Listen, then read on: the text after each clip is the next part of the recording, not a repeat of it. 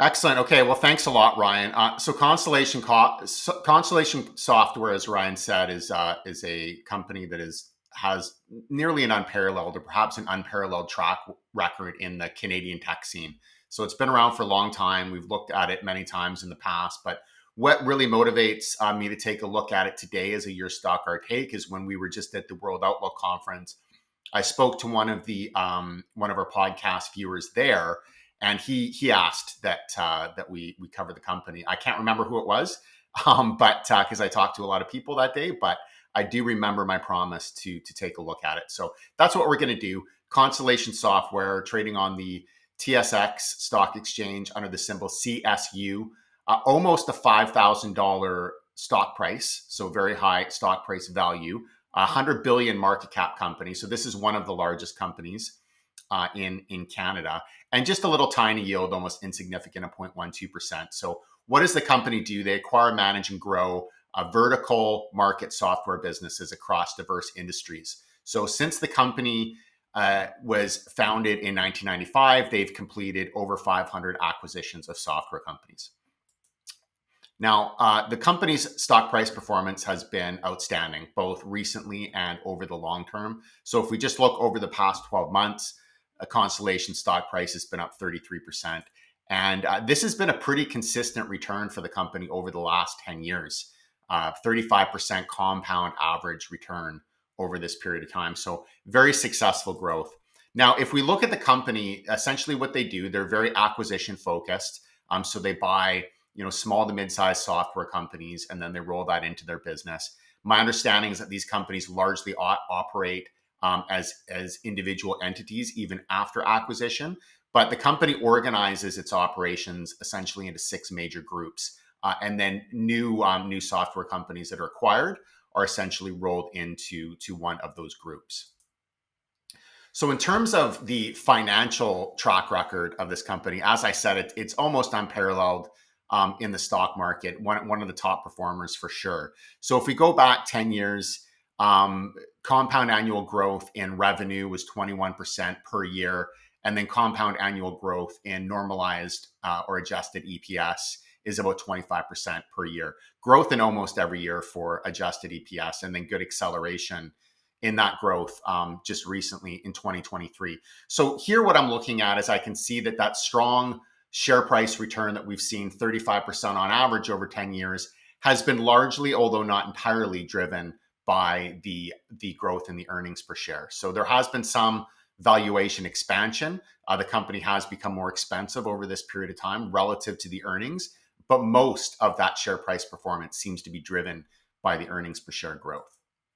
But how are things looking recently? Well, the company will be coming out with its Q4 2024 results in early March. But we can take a look at the Q3 2024, which were the last numbers that were released. So revenue, operating income looked pretty good. Revenue was up 19% to 3.4 billion, and then operating income up 16% to 518 million. EPS, on the other hand, was down. Normalized EPS was down about 12% to 9.18 per share. And then cash flow was about flat, just down slightly from 517 million to 513 million. Now, another thing that I did notice is that the balance sheet is becoming more leveraged. So if we look at the leverage ratio, net debt to EBITDA, as of the end of the third quarter, it was about 1.8 times. But they've been adding debt over the years. So if we look back just 3 years ago, their leverage ratio was 0.6 times. Now, 1.8 times for a software company, particularly considering that this is quite diversified, I don't think that that's an excessive leverage ratio, but I would say that it's in the range of being fully levered.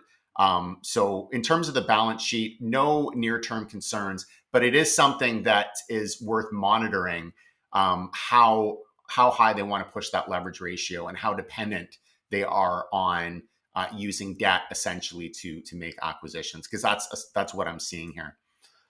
Now, looking at the future growth expectations, so if we're looking at analysts, the midpoint of analyst estimates for this year, analysts are expecting 25% growth.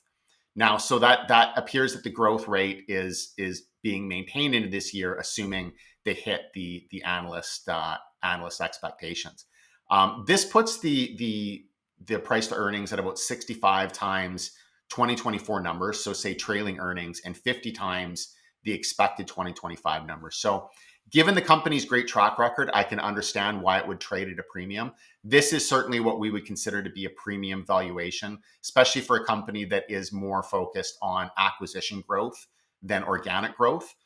Typically, with a lot of the other software companies, we see most of the growth coming organically, which is preferential. Now, Constellation has such an incredible track record with what they're doing in terms of acquiring these businesses and growing their earnings per share from it, that I think that investors are really just looking at this as a part of the business and sustainable. But I certainly don't think that it's cheap at this level.